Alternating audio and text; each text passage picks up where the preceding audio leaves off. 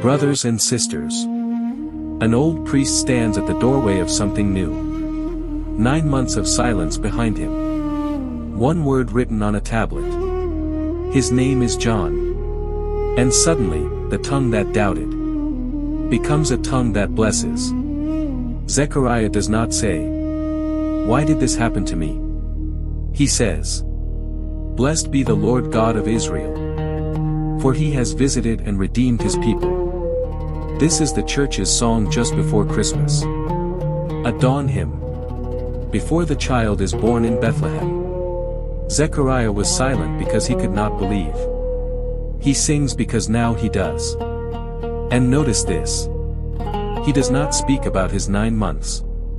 He speaks about God's people. That is how God's promises work. They are never private.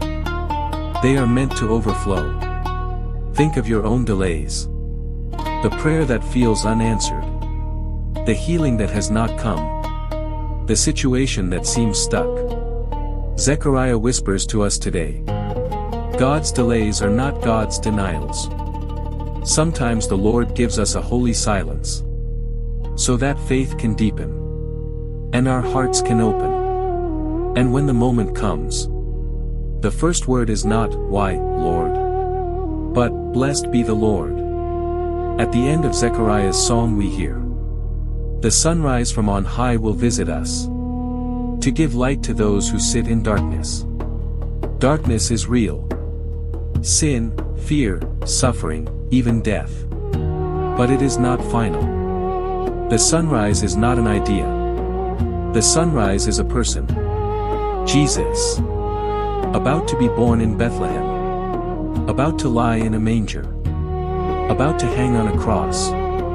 Every sacrament is a ray of that sunrise. This became very real for me recently. I was asked to bless a house. Inside, in a small room, lay a man who had not been to confession for more than 14 years. As soon as I greeted him, he said, "Father, please, don't ask me to go to confession." There was deep pain in his eyes.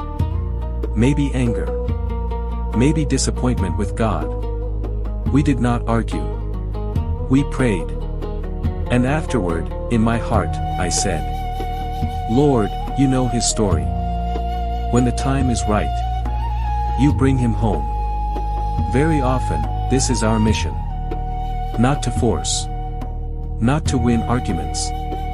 But to stand beside suffering with faith. God's answer is not always instant rescue. It is always faithful presence. Then Zechariah turns to the child. "And you, child, will prepare the way of the Lord." That child is John the Baptist. And that task now belongs to us. By baptism, we prepare the way for Jesus. In our families. At work. In our neighborhoods. Every act of patience. Every word of mercy. Every quiet witness. Is a small sunrise in someone's darkness. People were drawn to Padre Pio. Even non-believers respected Mother Teresa. Why? Because they saw something real. A joy that made faith believable. Joy is not first what we feel. Joy is whom we are looking at. If joy feels missing, do not look first at your problems. Look at him. Nothing can stop the Lord from entering a heart that keeps its eyes on Jesus.